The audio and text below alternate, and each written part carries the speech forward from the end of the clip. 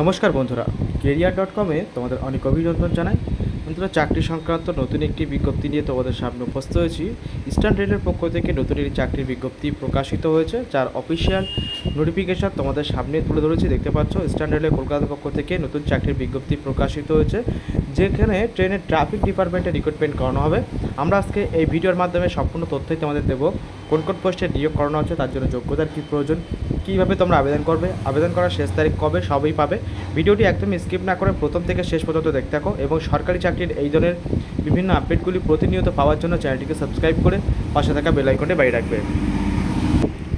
তো চলো বন্ধুরা, আমরা বিস্তারিত জেনে নিই। দেখতে পাচ্ছ এখানে নোটিশ নাম্বারটি এখানে দেওয়া হয়েছে এবং দেখতে পাচ্ছ এখানে দেওয়া আছে notification for GDCE general department competitive examination for the post of goods train manager traffic ডিপার্টমেন্টে তোমাদের রিক্রুটমেন্ট করানো হচ্ছে। চলে আসবে নিচে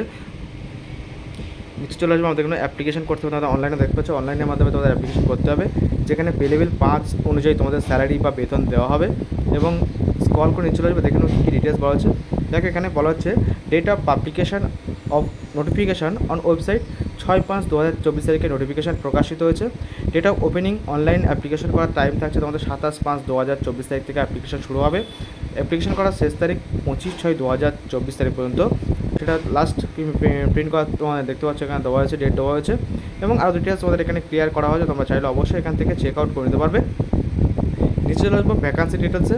তো দেখতে পাচ্ছ এখানে পোস্টের নাম, তারপরে কোন পোস্টে কতগুলো ভ্যাকান্সি আছে সেগুলো দেওয়া হয়েছে। টোটাল 108টি শূন্যপদে কিন্তু এখানে রিক্রুটমেন্ট বিজ্ঞপ্তি জারি করা হয়েছে, যার মধ্যে আনরিজার্ভ ক্যাটাগরির জন্য আছে 50টি শূন্যপদ, এসসির জন্য আছে 18টি, এসটির জন্য 13টি এবং ওবিসির জন্য আছে তোমাদের 27টি শূন্যপদ।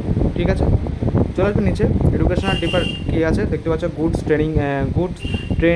Train manager department traffic 5 level অনুযায়ী, পে লেভেল 5 অনুযায়ী তোমাদের স্যালারি দেওয়া হবে।